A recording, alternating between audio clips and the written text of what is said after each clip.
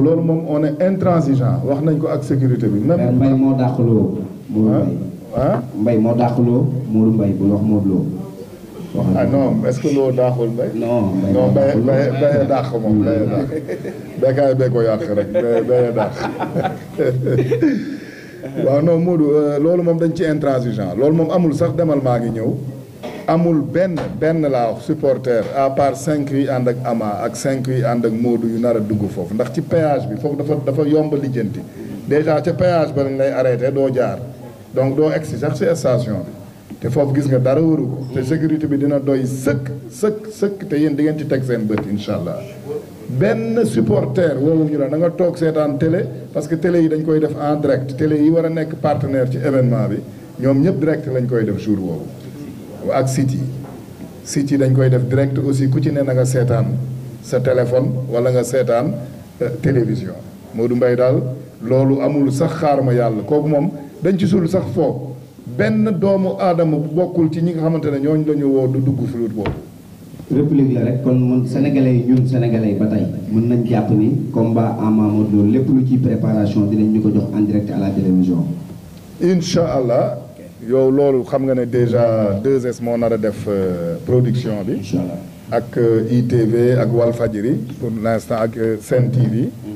donc ñoom ñëpp dinañ fa ne def production ñëw may ko askan bi sites yi aussi ñoom ñëpp dinañ ko def en direct ñëpp gis ko seetaan ko mu doon fête jour boobu. Beuz face à face bi ban heure lay doon. face à face bi nag. xam naa ne dañ ko xalaat def ko prime time ay peut-être 21 heures yooyu mais loolu dinañ ko leeral presse bi incha allah dinañ ko leer ñu ngi ciy liggéey nii bëgguma wax loo xamante ne aussi télévision yi waxtaanuñ ci ba déggoo ci ndax bañ ay bouleverser seen ay programme aussi quoi loolu moo ci nekk waaw. signature bi moom 23 heures dina baax ah.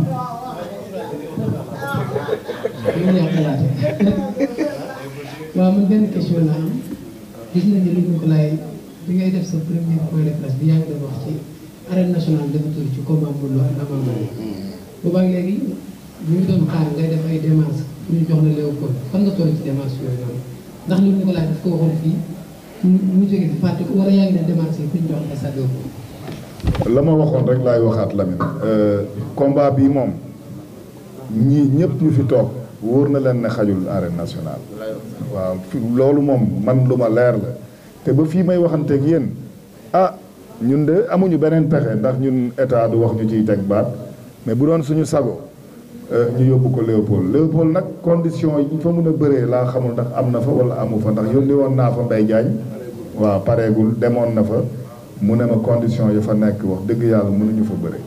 donc à moins que autorités yi jël ay matuwaay xool nuñ ñu koy arrangé ba ñu mën a bëre foofu. mais vraiment Lamine damay bàyyi Modou Mbaye sax mu sànni ci ñaari kàddu moom itam pour wax moom parce que waxtaan nañ ci ay yooni yoon ci affaire boobu moom mun na cee wax moom itam Modou. waaw loolu dafay loo xamante ni bii père loolu Sénégal ñoo demandé loolu du demande Luc Nicolaï du demande Modou Lo du demande Ama Baldé dafay demande boo xamante ni Sénégal yëpp ñoo ko def demande nationale la parce que déjà combat bi ma jël exemple léegi rek Gris Bordeaux Balla Gaye combat bu toll noonu la mais bee daf ko raw parce que ñaari mbër yi seen tolluwaay dafa doy waar Modou Lo ni mu toll moom rek xaj na arène nationale Ama Baldé ni mu toll moom rek xaj na arène nationale kon bu ñu leen bëggee jël ñoom ñaar ñu boole leen biir arène nationale dafay doon loo xamante ne en matière de sécurité dafay metti dafay amateurs yi nga xamante ne ni namoon nañu làmb ñëpp dañuy ñëwaat ci bis boobu te dafa am loo xamante ni dafa war a am ci bis boobu dafa am nu ñaari mbër yi war a ñëwee loo xam kenn xamagu ko te Luc Nicolaï mi ngi ciy liggéey ak ñoom ñëwin bu musul am ci làmb lu musul am ci làmb la ñu bëgg a def ci bis boobu ñu bëgg mu doon feet kon nag dañuy ñaan le président de la république parce que moom mi ngi déglu Sénégalais yi j'espère ñu ngi ñaan le ministre de l'intérieur mu jàppale ñu ci wàllu sécurité ci combat Ama Modou Lo à ce que ñu bëree ko stade de l'amitié yi loolu la ñuy ñaan stade de l'amitié mooy place bi nga xamante ne nii fa la ñu bëgg a bëree combat boobu parce que sénégalais yi bëgg a ñëw seetaan ci combat bi bari nañu. te foofu moo antan combat bi. Beuz ci waxtaan wi la bokk ndax moom lañ doon xaar ngir tàmbali jokkoo ak Luc Nicolaï lan moo ko waral namoon nañ la sénégalais namoon nañu pay-per-view buzz ak Luc Nicolaï tey jii nag lan nga ñuy wax ci bis boobu Willy jox ko micro bi. kaay la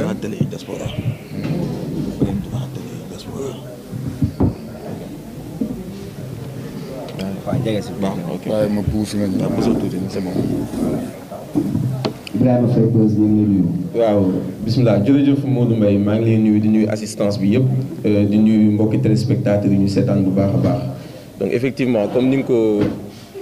waaw bisimilah comme ni nga ko préciser rek ñaari waaw comme ni nga ko préciser rek je pense que Luc ñu ngi koy nuyu bu baax moom la ñu njëkk àndal liggéey ci Balla Gaye 2 ak Gris Bordeaux mu nekkoon une très très grande réussite waaye yemuñ ci ndax liggéey nañu yeneen événement lu ci mel ni Gris 2 Reug Reug ñu defoon ci liggéey bu am solo boobu léegi nag yaakaar naa 2017 ak léegi yàgg na 2017 ak léegi boo ko xaymaa ñu ngi toll ci suñu 5e année bi nga xamante ne ñu ngi def pay-per-view def ci itam 19 événements donc yaakaar naa ni capitaliser nañu expérience bu bëree bëri te pay-per-view bu muy ñëw ñu bëri damay dégg ñuy wax mais pay-per-view bu muy ñëw dafa fekk làmb ci crise avant tout nous sommes des amateurs ku ne xam nañu ñun làmb la ñu bëgg làmb la ñuy dund du xaalis moo ñu dugal ci làmb mais bëgg làmb ak bëgg sauver làmb moo ñu dugal ci làmb donc sponsor yu bëri newatuñ fi woon promoteurs yi di tëgg di am ay jafe-jafe donc pay-per-view dafa dugg si ci làmb période bi nga xamante ne période de crise lañ nekkoon ba léegi yaakaar naa ni mën neen sant yàlla combat yi commencé di amaat promoteurs yi même bu ñu amulee ay sponsor yaakaar naa ni tey ñu ngi am ay moyens yu ñu mënee tëggee làmb ji mais yaakaar naa ni ñu mi yàgg nañ waxtaan depuis mu tëgg combat Modou Lo Ama Baldé pour la possibilité de le faire en direct moom yéenam du woon sax def ko au Sénégal kese mais def ko partout dans le monde def ko en direct yaakaar naa loolu moo nekkoon yéenam mais tey bu ñu ci waxtaanee yaakaar naa ni tey possibilité yi moom mooy am na sponsor bu mag boo xamante ne ñëw na pour offrir événement bi fii Sénégalais yi moom mooy jënd droit d'image yi pour le Sénégal parce que il faut mu dafa baax ñu leeral loolu c'est pas que dañ ko offrir Sénégalais yi fii yu nekk fii au niveau local ba pare xañ ko Sénégalais yu nekk au niveau de la diaspora y a pas deux types de Sénégalais ñun ñëpp benn lañu donc buñ ko nekk joxe fii en direct gratuitement des pay-per-view la am na lu ko waral c'est parce que sponsor bi bu ñu ñëwee day xayma en terme droit d'image wala en terme de droit yi nga xamante ne moom la combat bi am mu ne moom Sénégal territoire bi lay jënd léegi bu ñu amee beneen sponsor boo xamante ne mun na jënd au niveau international boobaa def ko direct moo ñuy gënal man boobu dëgg yàlla def pay-per-view bi pour am ci xaar suñu option première yaakaar naa ni satisfaction des Sénégalais moom mooy première option bi comme ni ñu ko waxee nit ñi seetaan ko ci ay télévision yu mel noonu mais loolu bu mënulee ñàkk mooy tax pay-per-view di ñëw mais pour combat bi pour le moment bu ñu ci waxtaanee ak Luc moom li mu décidé moom mooy def le pay-per-view au niveau international parce que tout simplement comme ni ngeen di gisee nii période Coupe d'Afrique bi actuellement télévision sénégalaise yi nga xamante dina leen droit d'image yi di wane fii ci Sénégal télévision sénégalaise yooyu amuñu droit yi pour wane dans la diaspora donc dañ koy crypter dans la diaspora parce que droit d'image par territoire lay fonctionner donc ñoom jënd nañu pour le Sénégal mais en dehors du Sénégal ñu ngi ci ay démarches pour am d'autres sponsors wala am na sponsors yoo xam bu ñu contacter pour bëgg a tey jii ku ci mel ni ñu nekk France ñu bëgg a ñooñu ñu am combat bi yaakaar naa ni tey dinañ xayma pay-per-view bi lu mu waroon génnee foofu sponsor bi bu ko fayee yaakaar naa ni dinañ am combat bi gratuitement au niveau de la France mais pour le moment c'est du pay-per-view international bi nag tey yaakaar naa ni bi yoon pour encourager les gens à acheter trop dina am système de prévente boo xamante ni dinañ ko def dès la semaine prochaine dinañ commencer la vente pour le combat Modou Lo Ama Baldé te du doon loo xamante ni dañuy bàyyi ba ci bés ba rek ñuy gis contenu parce que il faut que nit ñi nga xamante ni jënd nañu prévente bi ñu mun a am accès à du contenu exclusif mooy entraînement Modou Lo foofu ca France entraînement Ama Baldé fii ci Sénégal donc ñuy teel a jënd plateforme bi dinañ am benn valeur ajoutée boo xamante ni dina uteeg ñi nekk ci télévision yi di ko seetaan en direct même si télévision yi fas yéene ci liggéey bu exceptionnel donc liggéey bu exceptionnel boobu ñu ci fas yéene def teewul ñun ci plateforme bi dinañ am ay exclusivité yoo xamante dinañ ko proposer am na sax une série bi nga xamante ne incha allahu rabbi dina bokk ci biir événement bi série boo xamante ni dina am acteurs yu bëri yu mag ci réew mi dinañ jouer ci série boobu noonu te série boobu dañ koy diffuser en exclusivité sur la plateforme senaffiche.com après nag ñu soog ko diffuser ci télé bi wala ci YouTube bi donc loolu la ñu fas yéene def pour événement bi nga xamante ne moom la ñu jëm muy diggante Modou Lo ak Ama Baldé ñuy wax ni gars yi rek nañu jàpp ci affaire yi xam ni pay-per-view bi ñëwul pour yàq làmb dafa ñëw rek pour defar làmb pour làmb dem ci kanam pour tey promoteur bi doon tëgg gab yi nga xamante ne da ko doon am pay-per-view bi mun a ñëw combler ko loolu rek moom mooy objectif premier pay-per-view mais bu ñu amee d'autres possibilités qui sont des sponsors qui peuvent aujourd'hui offrir le combat à des Sénégalais, on encourage vraiment cette initiative-là parce que c'est une initiative très très noble parce que nous-mêmes on est très satisfait de savoir que tey am na ñu nekk ci ay zones yoo xamante ne c'est à l'intérieur du pays amuñu connexion internet nara seetaan combat bi gratuitement donc loolu laa ci bëgg. ok ba si mën na pay-per-view nga baal ma rek benn kii dafay concerné waat comme toujours nañu daan def parce que ñun site web bi ku ne xam na ni ñu amee ay ñi ñuy xool ci biir réew mi noonu lañ amee ñi ñuy xool aussi ci diaspora bi. yan mesure wala ban niveau de partenariat ngeen bëgg a liggéey ak ñun aussi. waaw jërëjëf Buur xam nga loolu dafa fas yéene dafa baax ñu leeral ko man ci yéen laa bokk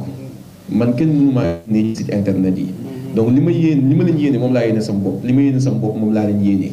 donc yaakaar naa ni man je suis même contre qu'on donne des avertissements à des sites internet des avertissements non fondés je me bats pour cela. je me bats pour cela te lu ma mën a prévention dama koy def par rapport à cela te yaakaar naa ni à un moment donné gis ngeen ni sax c'est pas pour fustiger mais am na ñu fi def ay pay-per-view yoo xamante ni ils ont donné des avertissements à tort te mosuloo dégg nit ñëw ne la Buzz Pro jox nañu avertissement à tort ñaanuñu ko yàlla te yàlla bu ñu ko def mais nag contrat la ñu signé contenu bu ñuy jaay la contenu nag mënuñ ko jaay wax fépp ni que dañ koy jaay wëlbatiku mu am ñu koy joxe gratuitement léegi nag promoteur bi mooy décider ak ñi nga xamante ne moom ñoom la délégué sànq jox na leen benn email bi suma jumul mooy Modou Ama 13 mars Modou Ama 13 mars arobase gmail.com wala Ama Modou Ama 13 mars arobase gmail.com promoteur bi am na structure bu mu délégué pour benn conflit d'intérêt tey Buzz Pro géré wul sax wàllum presse bi donc promoteur bi dina waxtaan ak presse bi yaakaar naa ne dina leen ko yombalal parce que moom moo leen di def promesse boobu pour wax leen ci yan condition lay demee par rapport ak li nga xamante ni moo jëm ci combat mais Buzz Pro jàpp leen ni ndaw la rek buy liggéey tey ci benn événement promoteur bi lu mu ko wax cahier de charge boobu rek lay respecté. macha allah am na solo c'est bon ah. c'est bon léegi kon nañ tëj de. mbokk yi jërë ngeen jëf yaakaar naa ni loolu moo waraloon daje bi di jaajëfal site internet yi ak télévision yi fi teew yëpp jërë ngeen jëf.